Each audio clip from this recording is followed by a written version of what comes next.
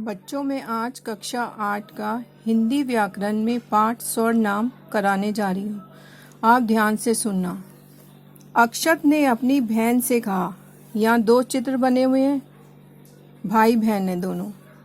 अक्षत ने अपनी बहन से कहा, मुझे आज मेरे मित्र को उसके जन्मदिन के उपलक्ष्य में अपनी ओर से बधाई देनी है। ऊपर दिए गए वाक्य में अपनी, मुझे, मेरे, उसके आदि शब्द अक्षत तथा उसके मित्र के स्थान पर प्रयुक्त हुए हैं। स्वर नाम शब्द दो शब्दों से मिलकर बना है। सर्व जमा नाम, जिसका अर्थ है सबका नाम। अतः जो शब्द सबके नामों अर्थात संज्ञा के स्थान पर प्रयुक्त हो सके उन्हें स्वर नाम कहते हैं। अब बच्चों, स्वर नाम की परिभाषा सुनो। संज्ञा के स्थान पर प्रयुक्त होने वाले शब्द स्वर नाम कहलाते हैं। अब बच्चों, स्वर नाम के कितने भेद हैं? 6। पुरुषवाचक स्वर नाम, प्रश्नवाचक स्वर नाम, निश्चयवाचक स्वर नाम, संबंधवाचक स्वर नाम, अनिश्चयवाचक स्वर नाम, निजवाचक स्वर नाम।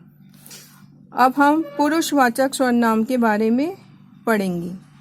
जो स्वर नाम शब्द बोलने वाले वक्ता, बोलने वाला कौन होता है? वक्ता।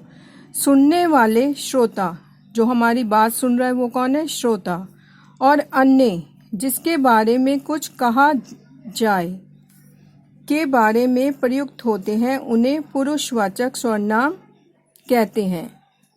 जैसे अध्यापिका ने कहा, मैं आज तुम्हें मित्रता नामक पाठ पढ़ाऊंगी। इस वाक्य में मैं वक्ता के लिए, तुम्हें श्रोता के लिए प्रयोग किए गए हैं। अतः मैं तुम्हें पुरुषवाचक स्वर नाम है। अब पुरुषवाचक स्वर नाम कितने प्रकार के होते हैं बच्चों? वो पढ़ेंगे हम। पुरुषवाचक स्वर नाम निम्नलिखित 3 प्रकार के होते हैं। बच्चों, पुरुषवाचक स्वर नाम 3 तरह के होते हैं। पहला है उत्तम पुरुष, दूसरा है मध्यम पुरुष, तीसरा है अन्य पुरुष। अब इनके बारे में हम जानेंगे। उत्तम पुरुष क्या होता है? वक्ता या लेखक जिन स्वर नामों का प्रयोग अपने लिए करता है उन्हें उत्तम पुरुष कहते हैं। जैसे मैं, मेरा, मुझे, हम, हमारा, हमें आदि। दूसरा है आपका मध्य पुरुष, वक्ता या लेखक जिन स्वर नामों का प्रयोग बात सुनने वाले के लिए करता है उन्हें मध्यम पुरुष कहते हैं। जैसे तुम, तुम्हारा, तुम्हें, आप, आपका, आपको आदि। और तीसरा बेटा है आपका अन्य पुरुष, जिन स्वर नामों का प्रयोग वक्ता किसी अन्य के लिए करता है उन्हें अन्य पुरुष कहते हैं। जैसे वह, वे, उसे, उन्हें, उसका, उनका आदि। ये आपने किसके पढ़े हैं? पुरुषवाचक स्वर नाम की। अब दूसरा है आपका निश्चयवाचक स्वर नाम। जो स्वर नाम शब्द किसी निश्चित व्यक्ति, वस्तु अथवा घटना की ओर संकेत करता है उसे निश्चयवाचक स्वर नाम कहते हैं। जैसे यह, वह आदि।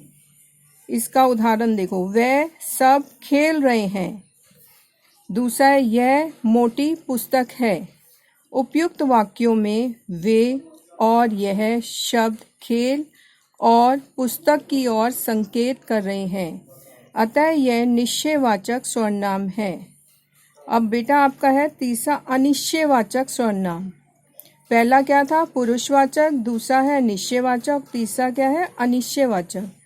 जिन स्वर नाम शब्दों से किसी निश्चित प्राणी या वस्तु का बोध ना हो उसे अनिश्चयवाचक स्वर नाम कहते हैं। जैसे कोई, किसी, कुछ आदि। इसके उदाहरण सुनो बच्चों। आपसे मिलने कोई आया है। दूसरा, चाय में कुछ गिरा है। कुछ क्या है? इसमें अनिश्चयवाचक और इसमें क्या है? कोई। उपयुक्त वाक्यों में कोई और कुछ स्वर्नाम शब्द से हमें किसी निश्चित प्राणी या वस्तु की जानकारी नहीं मिल रही है, इसीलिए ये क्या है? अनिश्चयवाचक स्वर्नाम। अतः ये अनिश्चयवाचक स्वर्नाम है। बच्चों, अब चौथा है आपका संबंधवाचक स्वर्नाम। जिन स्वर्नाम शब्दों से वाक्य में आए किसी अन्य संज्ञा या स्वर्नाम से उसके संबंध का पता चलता है, उसे संबंधवाचक स्वर्नाम कहते हैं। जैसे उदाहरण देखो, जो परिश्रम करता है, इसमें जो, और दूसरा है वह सफल होता है। जो और वह एक ही वाक्य है बेटा, इसमें जो और वह क्या है? संबंध, एक दूसरे का संबंध है, तो ये क्या है? संबंधवाचक स्वर्नाम। दूसरा है जो सीता है सो खोता है। जो सोता है सो खोता है। उपयुक्त वाक्यों में आए शब्द जो, वह और जो, सो संबंधवाचक स्वर्नाम है। पांचवा है आपका प्रश्नवाचक स्वर्नाम। जिन स्वर्नाम शब्दों का प्रयोग प्रश्न पूछने के लिए किया जाता है, उन्हें प्रश्नवाचक स्वर्नाम कहते हैं। जैसे का है आपका, तुम्हारी जेब में क्या है? क्या है? प्रश्न पूछ रहे। दूसरा है तुम किस विषय में पढ़ रहे हो?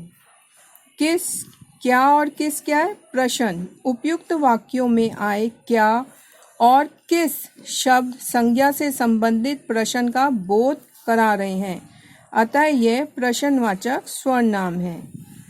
अब आपका है छठा और आखिरी स्वर्नाम, निजवाचक स्वर्नाम। जिन स्वर्नाम शब्दों का प्रयोग कर्ता के साथ अपनेपन का ज्ञान कराने के लिए किया जाता है, उन्हें निजवाचक स्वर्नाम कहते हैं। जैसे वह, यह अपना खाना स्वयं बनाएगा। मैं खुद पत्र लिखूंगा। यहाँ प्रयुक्त स्वयं और खुद शब्दों का प्रयोग पुरुषवाचक स्वर्नाम के प्रत्येक रूप में स्वयं के लिए हुआ है, इसीलिए ये निजवाचक स्वर्नाम है। बच्चों, ये आपका पाठ खत्म हो गया है। धन्यवाद।